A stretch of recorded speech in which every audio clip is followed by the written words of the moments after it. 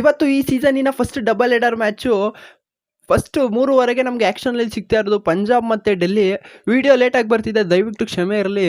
ಈ ಮ್ಯಾಚಿನ ಪ್ರಿವ್ಯೂ ನೋಡೋಣ, ಮತ್ತು ಟೀಮ್ ನ್ಯೂಸು, ಪ್ರಾಬಬಲ್ 11 ಮತ್ತು ಪ್ರೊಡಿಕ್ಷನು ಆ್ಯಸ್ ಯೂಶುವಲ್ ಈ ವಿಡಿಯೋದಲ್ಲಿ ನೋಡೋಣ. ಯಾರಾದರೂ ಚಾನಲ್ಗೆ ಹೊಸಬ್ರು ಬಂದಿದ್ರೆ ದಯವಿಟ್ಟು ಸಬ್ಸ್ಕ್ರೈಬ್ ಹಾಕೊಳ್ಳಿ ಅಂತ ಹೇಳ್ತಾ ವಿಡಿಯೋ ಶುರು ಮಾಡ್ತಾ ಇದ್ದೀನಿ. ಈ ಮ್ಯಾಚ್ ನಡೀತಿರೋದು ಪಂಜಾಬ್ ಹೋಮ್ ಗ್ರೌಂಡು, ಬಟ್ ಅವರ ರೆಗ್ಯುಲರ್ ಹೋಮ್ ಗ್ರೌಂಡ್ ಮೊಹಾಲಿಲಿ ಅಲ್ಲ, ಅವರು ಹೊಸ ಹೋಮ್ ಗ್ರೌಂಡ್ನ ಚೂಸ್ ಮಾಡಿದ್ದಾರೆ.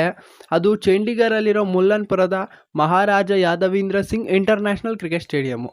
ಈ ಸ್ಟೇಡಿಯಂನ ಪಂಜಾಬ್ ಹೊಸ ಹೋಮ್ ಗ್ರೌಂಡ್ ಆಗಿ ಚೂಸ್ ಮಾಡಿದ್ದಾರೆ. ಈ ಸೀಸನ್ ಪೂರ್ತಿ ಅವ್ರ ಹೋಮ್ ಗ್ರೌಂಡ್ ಇದೇ ಆಗಿರುತ್ತೆ.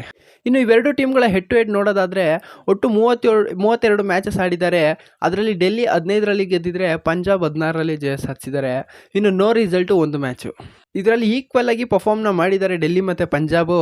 ಇನ್ನು ಟೀಮ್ ನ್ಯೂಸ್ ನೋಡೋದಾದರೆ ಪಂಜಾಬು ಪ್ರತಿ ವರ್ಷವೂ ಆನ್ ಪೇಪರ್ ಸ್ಟ್ರಾಂಗ್ ಆಗಿ ಕಾಣೋ ಪಂಜಾಬು ಮ್ಯಾಚಸಲ್ಲಿ ಮಾತ್ರ ಚೆನ್ನಾಗಿ ಡೆಲಿವರ್ ಮಾಡಲ್ಲ. 2014ರಲ್ಲಿ ಫೈನಲ್ಗೆ ಬಂದಿದ್ದು ಬಿಟ್ಟರೆ ಬೇರೆ ಸಾಧನೆಯೇ ಇಲ್ಲೇ ಅವ್ರದ್ದು. ಲಾಸ್ಟ್ ಸೀಸನಲ್ಲಿ 8th ಪ್ಲೇಸ್ಗೆ ತೃಪ್ತಿಪಟ್ಟಿದ್ರು. ಶಿಖರ್ ಧವನ್ ಲೀಡ್ ಮಾಡ್ತಾ ಇರೋ ಪಂಜಾಬ್ಗೆ ಜಾನಿ ಬೇಸ್ಟ್ ಆಫ್ ಫಾರ್ಮ್ ದೇ ಟೆನ್ಷನ್ನು. ಆದರೆ Sikandar Raja, Sam Karan, Liam Livingstone ಅಂತ ಒಳ್ಳೆ ಆಲ್ರೌಂಡರ್ಗಳು ಟೀಮಲ್ಲಿದ್ದಾರೆ.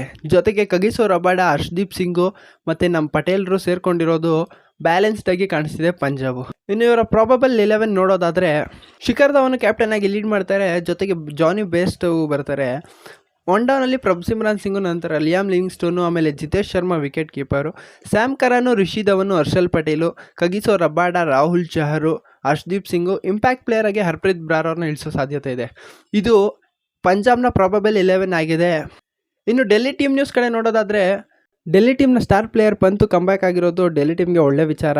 ಇವರೇ ಕ್ಯಾಪ್ಟನ್ ಆಗಿ ಲೀಡ್ ಕೂಡ ಮಾಡ್ತಾರೆ. ವಿಕೆಟ್ ಕೀಪಿಂಗ್ ಮಾಡ್ತಾರೋ ಇಲ್ವೋ ಗೊತ್ತಿಲ್ಲ, ಬಟ್ ವಿಕೆಟ್ ಕೀಪಿಂಗ್ನ ಪ್ರಾಕ್ಟೀಸ್ ಅಂತೂ ಮಾಡ್ತಾ ಇದ್ದಾರೆ.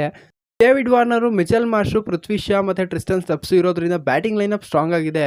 ಇಶಾಂತ್ ಶರ್ಮಾ, ಮುಖೇಶ್ ಕುಮಾರ್ ಬೌಲಿಂಗ್ ಡಿಪಾರ್ಟ್ಮೆಂಟ್ಗೆ ಬಲ ತುಂಬಿದ್ರೆ ಅಕ್ಷರ್ ಪಟೇಲ್ ಮತ್ತು ಕುಲ್ದೀಪ್ ಯಾದವ್ ಅವರಿಗೆ ಸಾಥ್ ಕೊಡ್ತಾರೆ ಸ್ಪಿನ್ನಲ್ಲಿ.